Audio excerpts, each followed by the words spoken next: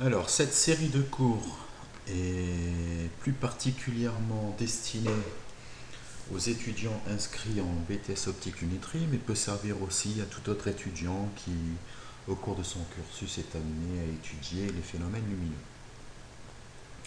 Donc, dans un premier temps, je vais plutôt faire une introduction et on va essayer de décortiquer, de décanter un petit peu tous les aspects du programme d'optique que vous allez voir au cours de vos 2 années. Donc c'est parti. Alors c'est un cours de physique. Changer de couleur.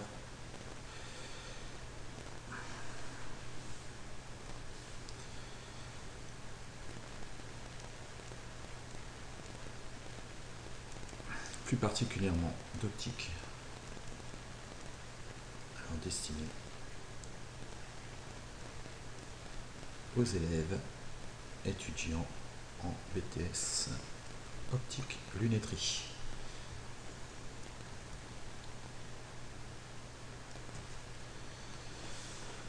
Alors, au cours de vos 2 années, vous allez étudier les phénomènes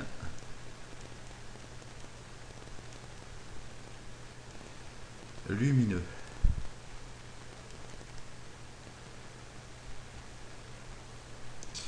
Ces phénomènes lumineux vont être appréhendés dans 2 cadres. Un premier cadre qui est celui de l'optique géométrique et un deuxième cadre qui est celui de l'optique physique. Alors sachez qu'à l'examen, vous avez dans le sujet à peu près 80% d'optique géométrique et 20% d'optique physique. Alors ça peut varier d'une année à l'autre, mais en général les proportions sont respectées. Donc les phénomènes lumineux vont être séparés dans ces 2 cadres. En optique géométrique, vous allez aborder les phénomènes lumineux suivants. Le premier, ça va être par exemple la réflexion de la lumière. Puis un deuxième phénomène qui sera étudié dans ce cadre qui est la réfraction. Alors tout va dépendre de ces 2 phénomènes. Tout se rapporte à ces 2 phénomènes, quel que soit le système que vous allez étudier par la suite en optique géométrique, tout se rapporte à ces 2 phénomènes. Donc ces 2 premiers cours, il faut absolument les maîtriser. En optique physique, on va aborder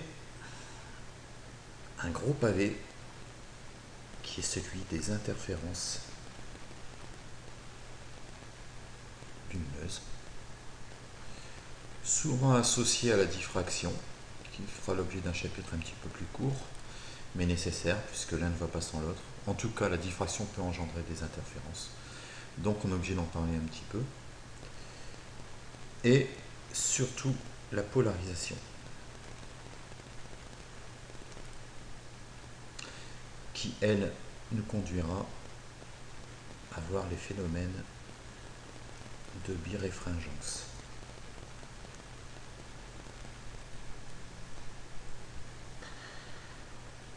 Alors, dans ces 2 cadres, on va étudier certains phénomènes lumineux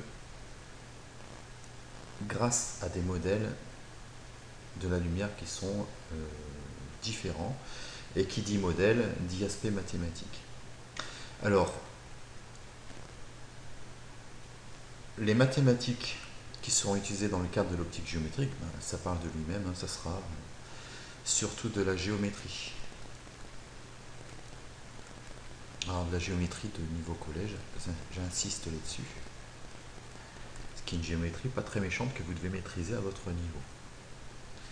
Bon, en général, ça constitue quelques petites difficultés, mais je consacrerai le cours suivant à faire un rappel de géométrie et surtout les propriétés géométriques qui vous permettront de résoudre les problèmes d'optique géométrique. Donc là, ce sera surtout de la géométrie.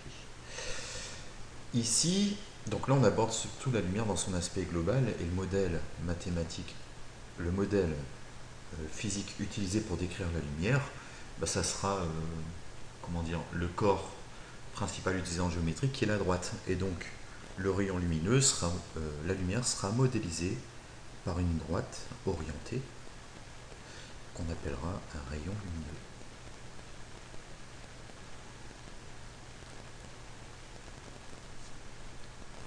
Et ces rayons lumineux, qui vont se propager en ligne droite dans des milieux transparents, homogènes, isotropes, définition qu'on verra pendant le cours, seront amenés à être déviés.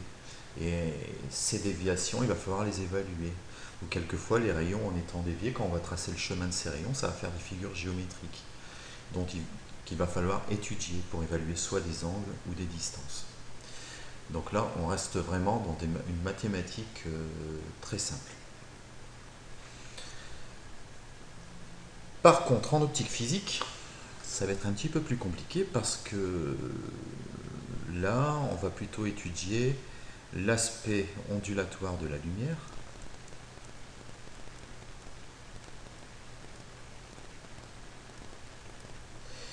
Ce qui va nous amener sur l'étude des ondes. Et l'aspect mathématique qui se cache derrière les ondes, le modèle mathématique principal, c'est quelque chose qu'en général vous n'aimez pas beaucoup, c'est ce qu'on appelle la sinusoïde, qui peut représenter soit un cosinus, soit un sinus. Ici, en l'occurrence, c'est un cosinus. Si vous ne savez pas pourquoi, ben on reverra ça pendant les cours, mais vous devriez le savoir normalement que ça c'est un cosinus. Alors, en ordonnée, vous aurez souvent l'amplitude, et en abscisse, vous aurez soit une base de temps,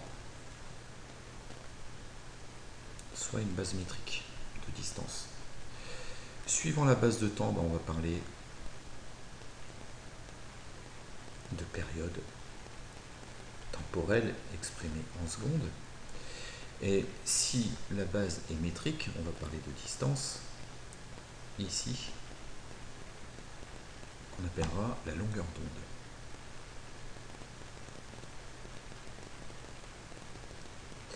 Qui sera exprimée, elle, en mètres. Et on pourra passer de l'aspect temporel à l'aspect métrique via une relation qui est lambda est égal à V fois T.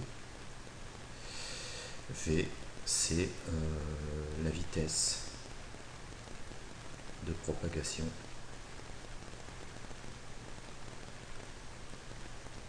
de la lumière dans le milieu d'étude.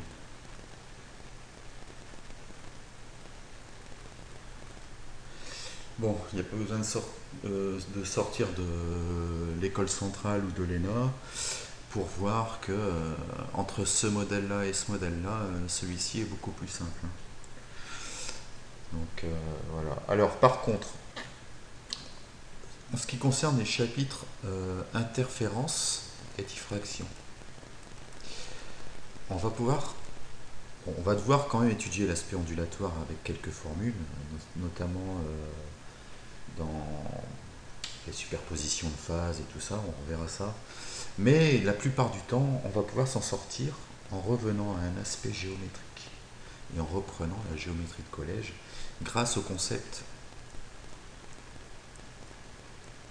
de chemin optique. Donc une fois que vous aurez digéré ce petit concept-là, vous allez voir que une grande partie du problème va se ramener à un aspect géométrique. Et plutôt que d'utiliser des mathématiques un peu compliquées avec des formes de duplication, etc., etc., avec un mélange de cosinus et de sinus, on va pouvoir se ramener ici à un aspect géométrique plus basique, c'est-à-dire avec des lignes droites plutôt que des sinusoïdes. Il reste l'aspect polarisation. Alors là, pour la polarisation, la biréfringence sera surtout le modèle mathématique utilisé sera surtout le modèle vectoriel, donc l'analyse vectorielle. Donc on va utiliser les vecteurs. On fera un petit rappel sur les vecteurs vus. Il me semble que ça a été vu un petit peu au collège, en seconde. Suivant votre cursus, on verra. Ceux qui ont fait une première S, bon, les vecteurs, il n'y aurait pas de secret pour les vecteurs. Enfin, les vecteurs n'auront pas de secret pour vous. Mais on fera quand même un petit rappel. Donc voilà. Donc on voit bien que ici, ça paraît un petit peu plus compliqué. Hein. C'est un petit peu plus stressant que de l'autre côté où on a une simple ligne droite avec la géométrie niveau collège. Par contre, cette partie-là, c'est un gros pavé. 80%. Alors pourquoi? Parce que on va étudier la réflexion et la réfraction de la lumière via différents systèmes. Le premier système que vous allez étudier sera le dioptre plan. Puis viendra le dioptre sphérique. Ça sera pour la réfraction. On verra qu'il y a de la réflexion aussi, il peut y avoir de la réflexion, mais ce sera surtout la réfraction. Pour la réflexion, les systèmes étudiés, ce seront alors dioptre plan, dioptre sphérique, les miroirs plans ou les miroirs sphériques.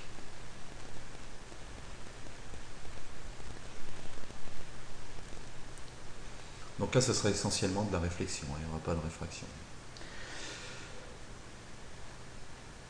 Alors ça, ce sont les 4 systèmes simples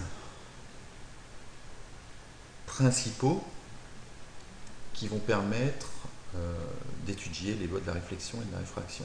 Alors pour chaque système, vous allez avoir des formules qui vont vous permettre d'évaluer des angles et des distances qui seront différentes. Mais c'est vraiment les systèmes de base.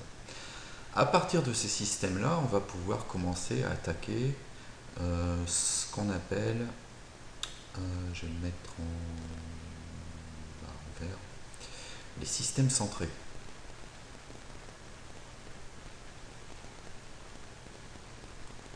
Alors les systèmes centrés, c'est quoi? Ça va être soit une association de dioptres plans, ou de dioptres sphériques, de miroirs plans, miroirs sphériques, ou de tout ensemble. Donc c'est ce qu'on appelle les systèmes centrés, par exemple. Association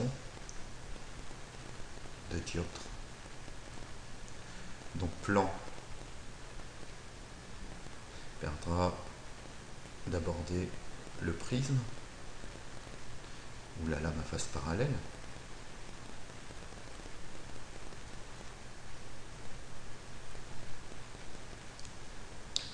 Et pour les dioptres sphériques, bien, les lentilles qui peuvent être soit minces, soit épaisses. Et encore une fois, comme vous aviez des formules spécifiques pour les dioptres plans, dioptres sphériques, miroirs plans, miroirs sphériques, vous aurez des formules d'optique spécifiques pour le prisme, pour la lame à face parallèle, pour les lentilles minces ou épaisses.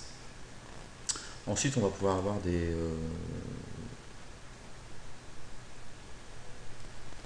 associations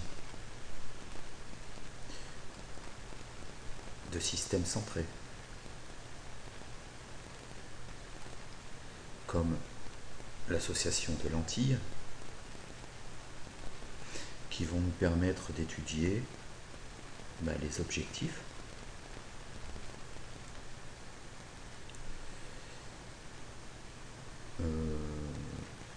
les oculaires,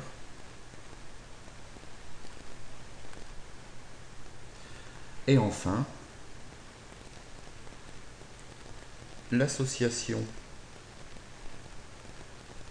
objectif oculaire prisme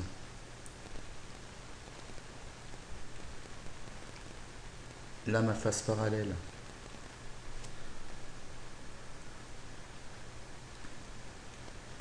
vont nous permettre d'aborder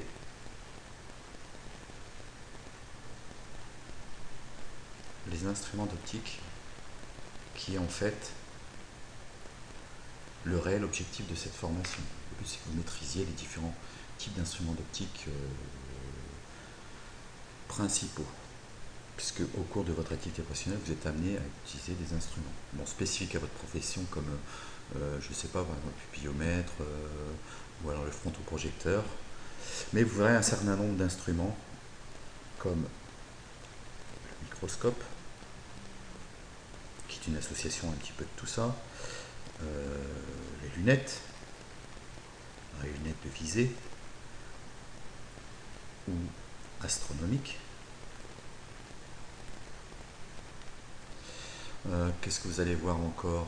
Le télescope, appareil photo,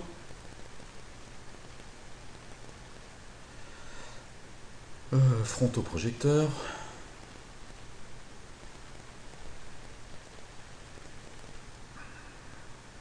puis d'autres encore qui ne me viennent pas en tête tout de suite, non.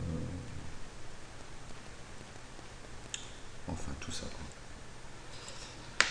Donc voilà, donc on voit bien que l'aspect physique va être une petite partie du programme par rapport à l'aspect optique géométrique, mais la difficulté ici c'est la mathématisation de la nature physique de la lumière qui est un peu compliquée, tandis qu'ici le modèle mathématique est simple, mais par contre les chapitres vont défiler. Donc retenez bien ce plan. Tout ce qu'il y a ici, c'est basé sur ces deux lois, réflexion, réfraction. D'accord?